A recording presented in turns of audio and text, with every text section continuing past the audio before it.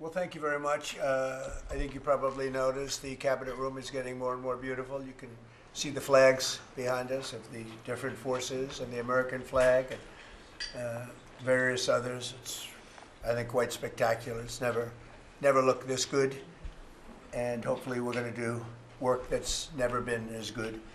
So I think that's basically what's happened in our first year. We've had an amazing year, and this will be our first cabinet after the year, so we're starting our second year.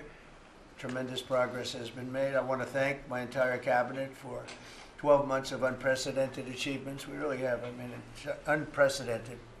The numbers we've had on the economy and growth, you see them. And that's despite a Democrat shutdown. Without the shutdown, we would have picked up about 1.5 points more than already high numbers, record-setting numbers.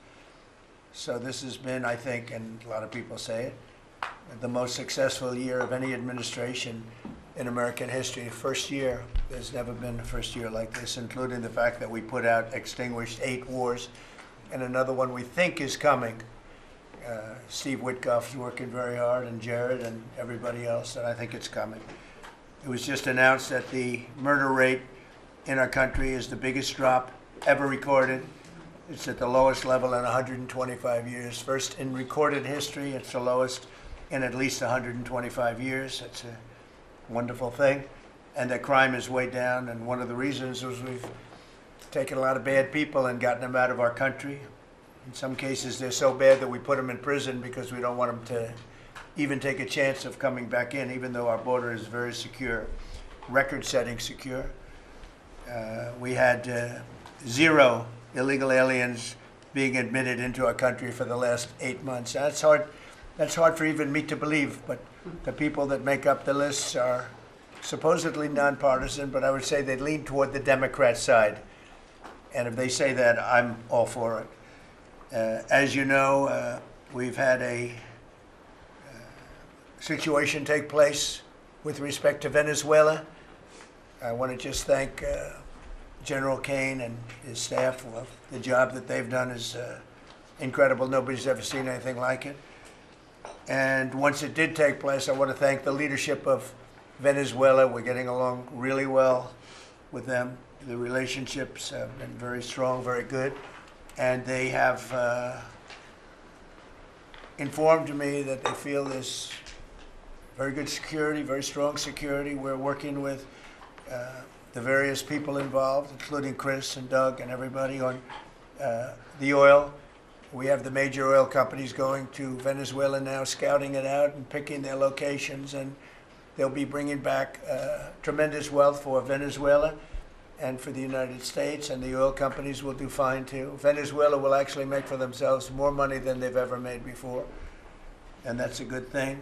And the people of Venezuela were literally in the streets waving American flags. They were so happy. And the people in our country, like in the Doral section of Miami, which is considered Little Venezuela, they're thrilled. And I just spoke to the president of Venezuela, informed her that we're going to be opening up all commercial airspace over Venezuela. American citizens will be very shortly able to go to Venezuela, and they'll be safe there. They'll be safe. It's under very strong control. And the people of formerly of Venezuela, some want to go back and some want to go back to visit, and they're going to be able to do that. So I've instructed Sean Duffy and everybody else concerned, including the military, that if you would, by the end of today, I'd like you to have the airspace over Venezuela. Planes can go to Venezuela opened up. Okay? Yes. Thank you very much. And I want to thank all of the people in Venezuela for what what they went through, and I want to thank the leadership for really they're doing a good job. And just as I promised, we've defeated the Biden inflation nightmare and achieved explosive new economic growth. The Atlanta Fed is predicting an astounding 5.4% GDP growth in the fourth quarter, and that's despite the fact that we had a Democrat shutdown. We would have had that number would have been 7%, which is a number nobody's ever heard of. And we've been given great national security because of tariffs. and we've also been given unprecedented income because of tariffs. Part of the income that we gave, $12 billion, we gave to the farmers of our country, so that yesterday I was up in Iowa, and they were very happy, Madam Secretary. Yes, sir. They were very, very happy. They were great. Grateful.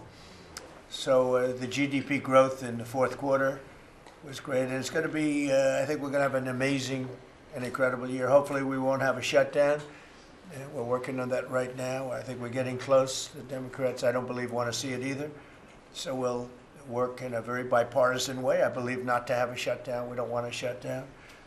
And just yesterday, the S&P 500 hit 7,000 for the first time ever. There's never been any time at which it's done like that. And the other stocks also, I think it was 52 times for the Dow, had hit a record high. But the 7,000 was not a number that was even thinkable if you go back a year ago.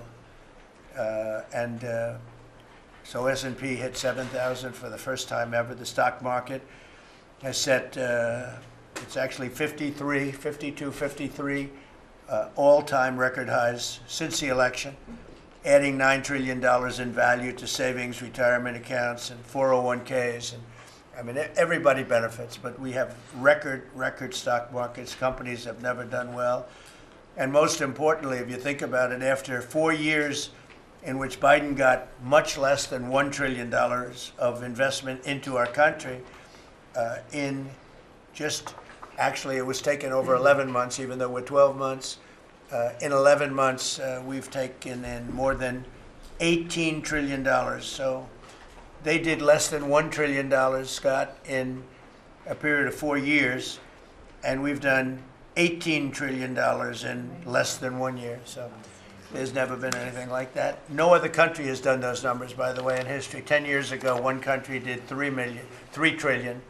No other, we did $18 trillion is being invested now. Thousands of businesses, plants, equipment all over the country are being built right now. And they're going to be opening pretty soon. And when they open, you'll see numbers like nobody's ever seen before. The economy is doing amazingly well. I wish the press would report it, but people are finding out. They're seeing it. It's coming. It's becoming pretty evident. It's hard to hide. Biden inflation, which is really stagflation, cost the typical family $34,000. Think of that, $34,000. But after 1 year, growth in real incomes is outpacing inflation by more than $3,000 under Trump. So one cost $34,000 and one made $3,000. That's a big swing.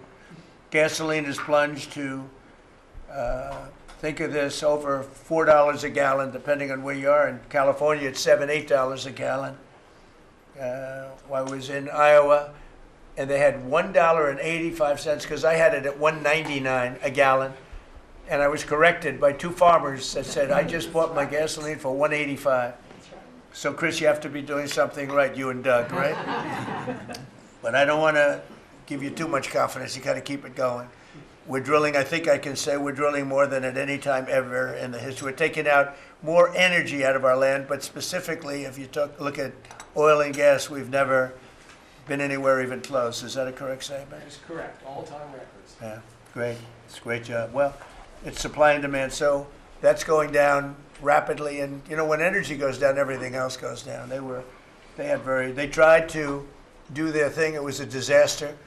Then they ran back very late to the Trump policy, but they didn't do the Trump policy. They cut leases. They did everything that they could do, but they lost it, and they were very high. And we're now less than $2 in many areas, $2.30 a gallon average. Grocery prices, airfares, hotels, car payments, and rent prices are coming down very fast. And you don't hear the word affordability issued by the Democrats anymore. Now they're going into other things because they're getting beaten badly on affordability. Remember that when I was elected, I came into office, I inherited a total mess, starting with eggs, which were 4 times higher than they were just a year before. And Brooke got them down very quickly before Easter. They said they wanted me to buy plastic eggs for the egg hunt, at the very famous egg hunt at the White House. Sir, would you buy plastic eggs? And we buy a lot, of like 100,000 eggs. I said, we're not going to buy plastic eggs. And by the time we had the egg hunt a few months later, we had the prices down pretty good. And now they're really low. Now they're at a very low level. So we really have, you don't hear the word affordability because we inherited very high prices and we inherited the highest inflation in 48 years. I say the history of our country. I think it sounds almost the same. Actually, I think 48 years sounds actually worse for some reason. So I'll go with the 40 because the press corrected me. I said history and they said, it's not history, it's 48 years. I said, I'll accept that. And we had the highest inflation in 48 years. We have now as you saw yesterday with the Fed, I'm not a fan of his, he said that inflation essentially is not a factor. It's really been pretty amazing. I just put out a statement about his statements. I won't repeat them here because they're too angry. And thanks to our tax cuts, millions of Americans will soon receive record-setting tax refunds. You're going to get a lot of tax refunds, with the average refund expected to be over $1,000 higher than it has been at any time. So we're going to be getting some pretty good refunds, a lot of people. If congressional Democrats had their way, Americans would right now be facing the largest tax hike ever. You know, their proposal was to raise taxes very substantially. And our proposal, which is in the great big beautiful New Deal, it's a New Deal in its own way. It's a Republican version of the New Deal. Right behind you is a nice picture of FDR. This is a much better deal than the FDR deal. But we have the great big beautiful bill, and it's given tremendous tax cuts and a lot of other things. People are now finding out how good it is, and it's just kicked in as of January 1st, by the way. So we're really starting to see it. Even though it's a month, we're really starting to see it. The U.S. economy would be cratering if they had won this election. Our country would be in very bad shape. Would be maybe not much of a country anymore. I don't think it would be a country anymore. They were doing everything wrong, but they were going to give you the largest tax hike in history, and we're giving you the largest tax cut in history in the great big beautiful bill. In addition, I think it's very good. I think it's very important. You have no tax on overtime, no tax on tips, and no tax on Social Security, but you also have, you're getting this is the first time this ever happened. If you buy a car, you go out and borrow money, you get an interest deduction. You take the interest rate, the interest that you're paying on the loan, you're able to deduct it for income tax purposes. So that's a first ever, and I think it's going to be great for everybody, including the car companies. I was in Detroit 3 weeks ago. I went to the Ford factory, spoke to the General Motors people. It's all the same. They're doing better than they've ever done. The factory I went to was like a World War I, earlier than World War I factory, opened up. One of the oldest buildings, but one of the biggest. And Ford was getting ready to close it a couple of years ago, and then they saw that I was doing well, and it looked like I would have a good chance of winning. And they kept it going, barely going. And last week they announced, during my visit, they announced that they're going to round the clock production. They never thought it was. I said, did you ever think? I spoke with Bill Ford and the president of Ford. They were both there, and they said, we can't even believe it. We were going to close this building 2 years ago, and now it's going round the clock. He said, we cannot. I mean, they said, we wish it was twice the size, but they're now building additional plants in the United States, as is everybody else. You have AI building, but the car companies, I love the car companies, and you have them, they're all coming back. They're coming back from Mexico, they're coming back from Canada, they're coming back from Japan, and they're coming back from Germany, all over Europe. They're coming back, they're building here because they want to avoid the tariffs. They don't want to pay the 15%, in some cases 25% tariff. Could be a lot higher than that if it wasn't working. So because of that, they're all coming back. One statistic yesterday that Scott told me is that for the first time ever, tell them about the steel in Japan, that we are now making more steel. Go ahead, please. So yesterday they reported for the first time in 26 years, the United States of America produced more steel than Japan. Wow. And that is entirely driven by your tariffs. Amazing. Think of that.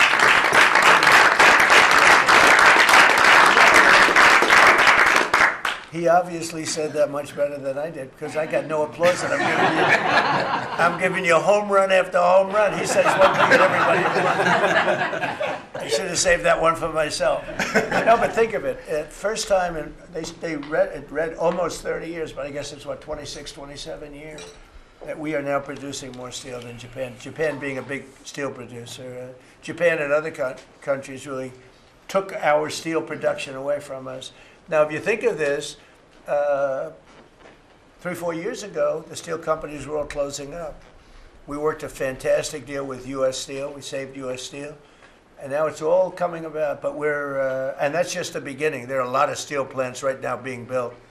So that's an amazing number. Nobody would have believed that. If you would have said that 3, 4, 5 years ago, people would have said, yeah, it's not a true fact. But so it has to be true because otherwise you question me on everything.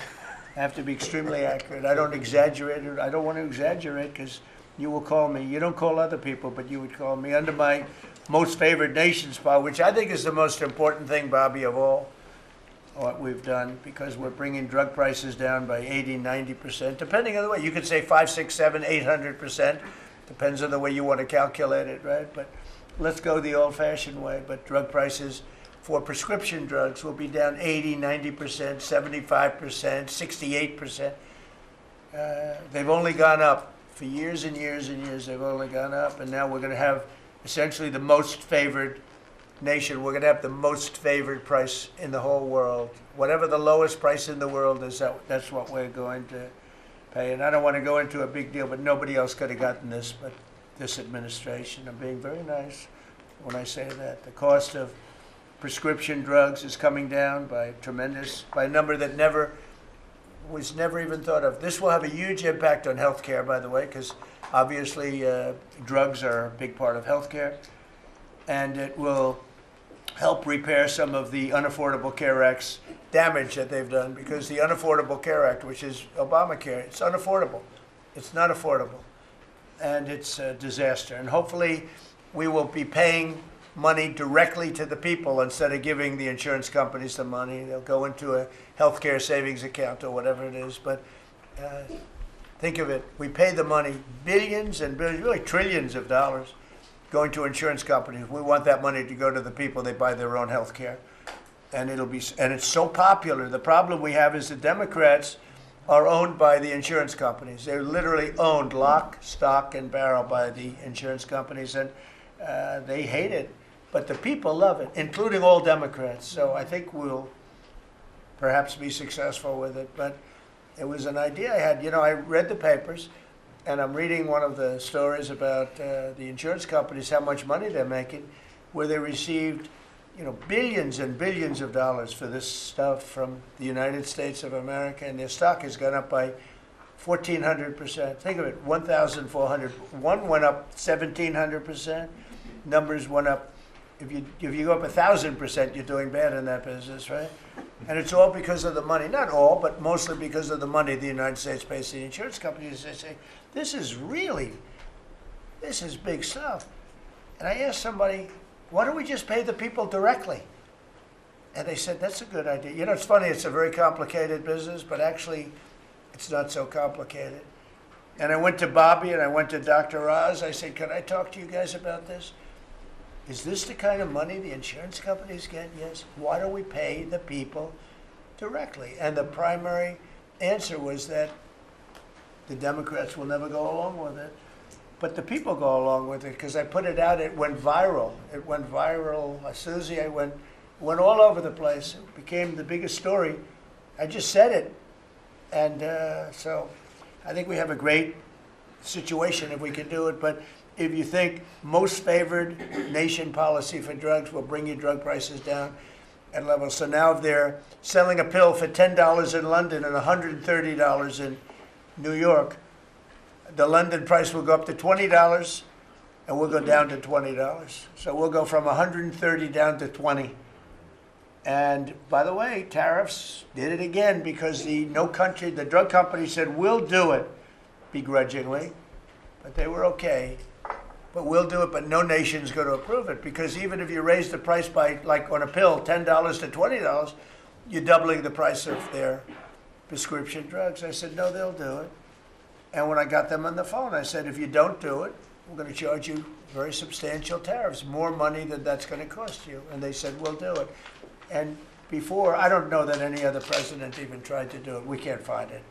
But if they did try, they wouldn't have gotten through the companies. They wouldn't have gotten through the company, and then they wouldn't have gotten through the country. I spoke with Macron. He was the first one. He was not at that time wearing sunglasses. And he said, no, Donald, I will not do this. I will not. I won't even consider, you're asking me to double the price. I said, you have no choice. You have to do it because you guys have been ripping us off. In other words, the whole world, we've been subsidizing the whole world on drug costs. That's why. They were $10 and we'd be at 130, as an example. There were many examples. I could give you examples even worse. He said, no, I will not do that. And I said, yes, you will, 100% you'll do it. He said, no, I won't do that, Donald. You're asking me to double the cost of our prescription. We will not do that. I said, look, you've been ripping us off now for decades. We're not going to do it anymore. You can do it under Biden and Obama and other people. You're not going to do it under us. We won't do it. I said, well, if you don't do it, I'm going to charge you a 25% tariff on all of your wine, champagne, and everything else you sell into the United States. He said, like I said, I will do it. And that was the end of the conversation, right? That was the end of the conversation. So now we have favored nations that everybody said would be impossible to get. And I then had the same conversation with 15 other countries. Every one of them agreed. After a short conference, they all said no. And then within a matter of seconds, they said, we would be very happy to do that. Thank you for asking in such a nice way. And it's a great achievement. I think it's going to be one of the best achievements we've had in this country in a long time. So we're going to be knocking drug prices down at levels never seen before. I want to thank the drug companies because once they agreed, they really did. They felt it was very unfair. One of them told me it's actually a relief to agree because this has been just a rough thing for me, to justify. Because they couldn't justify it. I said, how come in London I can buy something for $10 and in New York I have to pay $130? And they go, well, it's research and development. I said, yeah, but you have research and development from them. Made in the same factory, made in everything. This is where my friend, who's very successful, I told you, a seriously overweight person, he takes the fat pill or the fat shot. And he was in London and he said, cost $87 there, cost $1,300 in New York. What's going on? He called me up. And, I knew that, but he put it in a very blunt way. I've known him a long time. He's a crude individual, but smart as hell, made a lot of money. But he just thought it was sort of ridiculous. He happened to be in London, and he got the shot, Ozempic, I think, or one of them. And I told him it wasn't working. For him, it didn't work. But he brought up a good point. It didn't work. I told him, he knows who I'm talking about. He's going crazy. He begs me not to mention He's not his talking name. about me, ladies. No, it's not our great vice president. No, but he begs me not to mention his name because he's become very famous without mentioning his name. And he is actually a very well-known business person. But he did make a point. But I knew the point very well. We were always paying far more than any other nation. We were subsidizing the world. Right now, there's no more of that. So we're going to be bringing the drug prices down at numbers never seen before. It's going to have a huge impact, positive impact on healthcare. So with that, we are going to ask a couple of people to say a few words. And we're not going to go through the whole table because the last time we had a press conference, it lasted for 3 hours. And some people said he closed his eyes.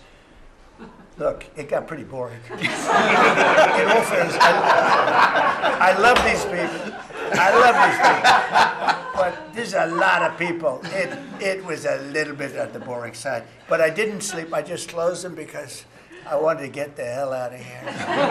Some of them, I didn't sleep, by the way. I don't sleep much, let me tell you. But, it's funny. Some of them got me in a blink. When you go like, and they took me at the closed segment of my cycle. And they said, he's sleeping.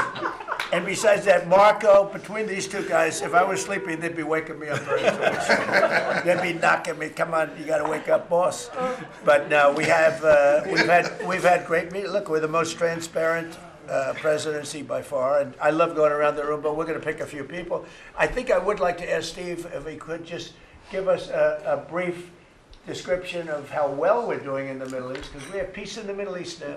There's a couple of little minor flames that we put out very easily. And very importantly, we got our last hostage back, which is incredible. Unfortunately, this was